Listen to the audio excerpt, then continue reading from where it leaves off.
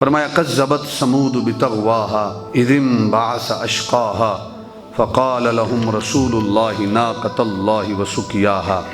فرمایا کذبت ثمود بتغواہا، جھٹلایا قوم ثمود نے اپنے پیغمبر کو، بتغواہا اپنی سرکشی کے باعث قوم ثمود نے سرکشی کی، اذ انبعث اشقاہا جب اٹھ کھڑا ہوا ان میں سے ایک بہت بڑا بدبخت۔ یہ بدبخت کون تھا؟ قوم ثمود کس نبی کی قوم تھی؟ ان کا جرم کیا تھا؟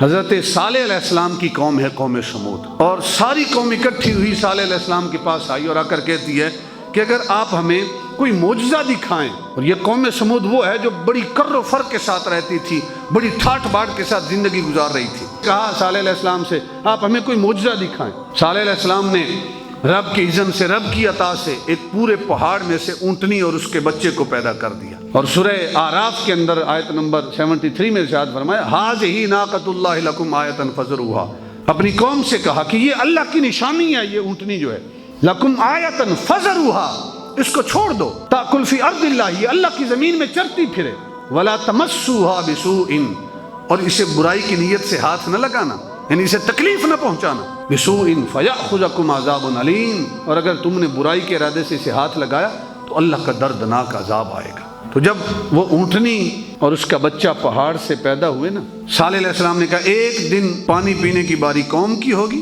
ایک دن یہ اونٹنی اور اس کا بچہ پیے گی، اور تم نے اس کی باری میں اس کو تنگ نہیں کرنا۔ لیکن قوم سرکش تھی، ساری قوم شریک تھی، صرف ایک بندہ اس قوم میں سے نکلا جس کا نام قدار بن سالف تھا۔ اذ انبعث اشقاہا، جب اس قوم کا سرکش بڑا بدبخت اٹھا، وہ بدبخت کون تھا؟ قدار بن سالف۔ اس نے کیا کیا؟ اونٹنی کی جو کونچیں ہیں وہ کاٹ دی۔ ٹخنوں کے قریب جو پٹھے ہوتے ہیں، عربوں کے اندر اونٹ کو نہر کرنے کا ایک طریقہ یہ تھا کہ وہ پٹھے کاٹتے تھے، وہ اونٹ خود بخود بیٹھ جاتا تھا، بیٹھتا تھا تو پھر گردن کے قریب اس کو نیزہ مار کے اس کو نہر کرتے تھے، اس کو ذبح کرتے تھے۔ تو قدار بن سالف نے کیا کیا؟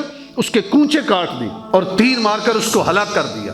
اس کا بچہ تھا، وہ پھر پہاڑ کی طرف دوڑ گیا اور پہاڑ کے اندر داخل ہو گیا، اور وہ اس بچے کو بھی ذبح کرنا چاہتے تھے، اسے بھی قتل کرنا چاہتے تھے۔ اللہ کے نبی نے صالح علیہ السلام نے کہا تھا کہ یہ اللہ کی اونٹنی ہے، یہ اللہ کی نشانی ہے، اس کو برا بھلا نہیں کہنا، اس کی جو پانی کی باری ہے اس میں اس کو تکلیف نہیں پہنچانی۔ اور بدبختوں نے کیا کیا؟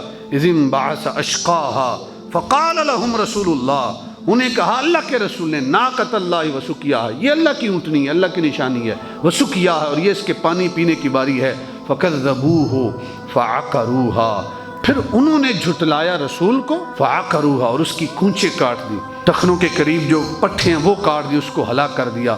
فدمدم علیہم ربہم بذنبہم فسواھا، جو انہوں نے جرم کیا تھا اس جرم کی وجہ سے جبریل علیہ السلام آئے اور ایک چیخ ماری، ایسی چیخ ماری کہ پوری کی پوری قوم تباہ و برباد ہو گئی، ہلاک ہو گئی۔ فدمدم علیہم ربہم بذنبہم، اپنے گناہ کی وجہ سے، بذنبہم فسواھا، اپنے گناہ کی وجہ سے ہلاک ہو گئی، فسواھا، اور اللہ نے ان کی بستی کو ہموار کر دیا۔ اب جرم ایک بندے کا ہے لیکن جا پوری قوم رہی ہے، عذاب چھوٹے بڑے پہ ہے۔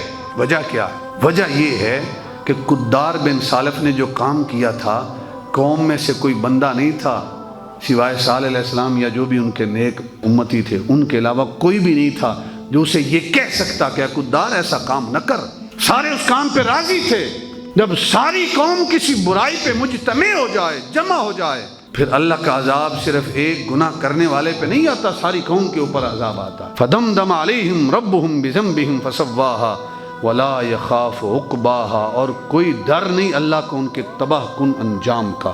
ولا یخاف، ایک اس کی ضمیر حضرت صالح علیہ السلام کی طرف لوٹ رہی ہے کہ صالح علیہ السلام کو ان کے تباہ ہونے کا کوئی ڈر نہیں ہے، اور ایک ضمیر بعض مفسرین نے خالق کی طرف لوٹائی ہے کہ اللہ رب العزت کو کوئی ڈر نہیں ہے، کیونکہ جو قوم ثمود ہے ان کے آس پاس قبیلوں کے ساتھ بڑے اچھے مراسم تھے، اور انہوں نے طے کیا تھا جب کسی ایک قوم پہ برا وقت آئے گا دوسری ان کے حق میں کھڑی ہو جائے گی۔ اللہ تعالیٰ کو کسی قوم کا کوئی ڈر نہیں ہے، کسی کو تباہ و برباد کرنا چاہے کوئی رب سے نہیں پوچھ سکتا کہ تم نے اس قوم کو کیوں تباہ و برباد کیا۔ اور تیسری ولا یخاف، کہ اسے کوئی ڈر نہیں تھا، اس کی ایک اشارہ قدار بن سالف کی طرف ہے کہ صالح علیہ السلام نے کہا تھا کہ رب کا عذاب آئے گا، قدار کہتا تھا مجھے کوئی ڈر نہیں ہے، رب کا عذاب آتا ہے تو آئے۔